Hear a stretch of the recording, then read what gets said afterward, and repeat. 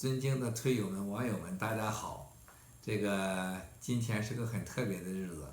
啊！今天我的 Twitter 又是被这些盗国者们派来的这些五毛们有各种非法手段捣乱，包括政府方面通过个人关系以国家的名义是吧，跟人家这个威胁，导致了我的 Twitter 又给关了我们的律师团队呢，还有朋友帮忙，这个已经恢复了。经历了很多事情，从昨天到现在基本上没怎么睡觉，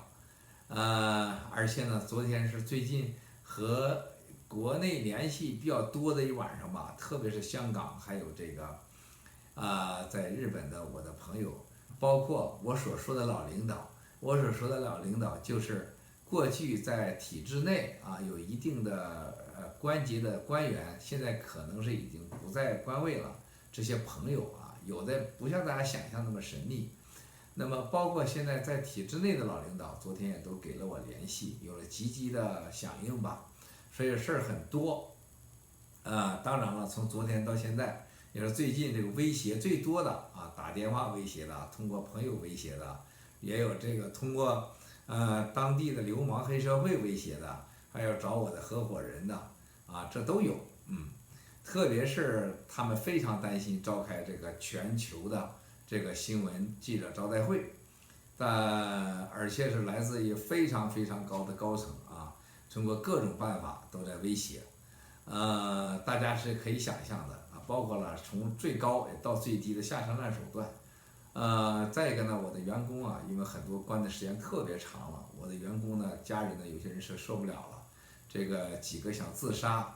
这个想采取极端的这种措施，对我呢来讲，我要劝说他们，确实这个压力特别特别大大家一定时时刻刻想想那些被关在里面的人，他们的家人是多么的痛苦这个我的家人也在里面关着，我的哥哥、我的侄女儿、我的2个哥哥全在里面，一直现在出不来。然后现在我们那么多员工，现在都是在消失状态，还找不着有的是已经被逮捕了，有的是找不着，这是很可怕的那么这个全球媒体大会呢，这是我最近工作的一个重点我想大家先爆一个小料这个全球媒体大会很可能会邀请来一个比我厉害，价值都多100倍、1000倍的一个关键的 VIP 正在协调中，我希望他能来参加这个全球的媒体新闻大会。这个新闻大会的名字怎么叫呢？我们正在协调。我的建议就是这个推动中国依法治国这个新闻记者招待会。可是呢，我的团队呢觉得这个名字太不好了，应该叫它火爆一点。网友们如果有建议呢，也可以也可以推荐。具体的这个新闻记者招待会，全球新闻记者招待会的时间我们定是5月初公告，在5月底或6月初，6月第1个星期左右吧，可能会在这个纽约召开。那么我的团队呢也建议呢稍晚一点，因为我的律师团队正在对我的这个要爆料的人和事儿，特别涉及到当地的法律的问题呢，都在进行研究。因为我们当时会我要求要播一些视频，因为最近这个网上很多朋友都推友要求播视频，因为很多视频属于不雅视频，跟当地的法律有很大的关系，而且这个罪行很厉害，一旦不慎播出，情绪激动，这个问题很严重，所以也正在研究当中。那包括我们要爆料的一些信息，因为我们要提供给媒体，要提前进行核实，而且我要准备，希望这个其他的法律团队、第三方的法律团队先进行核实，再进行爆料，这个时间也可能往后推迟。那么不管如何，我们希望办成一个像美国总统大选时候还有嘉年华式的这么一个新闻媒体记者大会，我也尽可能的会邀请一些非常重要的推友来参加我尽可能，因为这首先要符合安保，首先要符合公平我尽力而为。那么刚才实际上我已经录过一次了，录了50多分钟，我又看了一遍，我就决定再录一遍，因为刚才那50多分钟这个我刚才有点冲动这个讲了很多事情包括马建副长的视频还有谐星视频还有这个关于去见达赖喇嘛是为什么见呢？然后呢，这个关于王岐山书记、姚庆这个还有更多的猛料孟建柱书记这个情人，还有他这个家人的贪腐傅政华这到底都干了些什么呀？更深的一些东西这些都有。刚才我都说到了，就是因为说太多了说的很冲动这个我决定重新录呢，我就不说那么多了，因为我觉得这样吧，有很多呢都会在未来的全球这个推动中国依法治国的媒体大会上去播出但是呢，这个呢是首先要叫我在此怀着非常激动的心情，对今天已经到达了10万的推友的关注，表达对你们的衷心感谢。文贵一定不会辜负你们的期望和信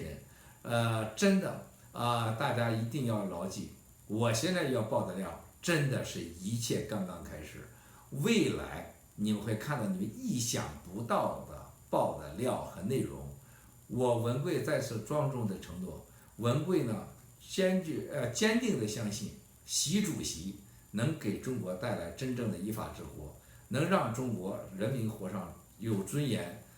受人尊敬的这么一个生活。那么同时呢，像我这种草根和贫穷的人士，应该能得到一个有公平的这个社会环境。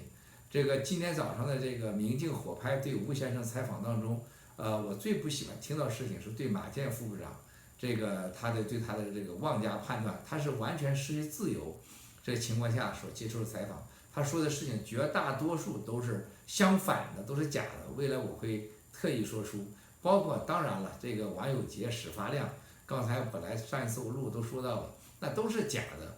吴先生呢，特别在里面一再强调自己是文人，然后文贵是草根儿，然后就怀疑文贵的爆料，我特别不喜欢这个词儿。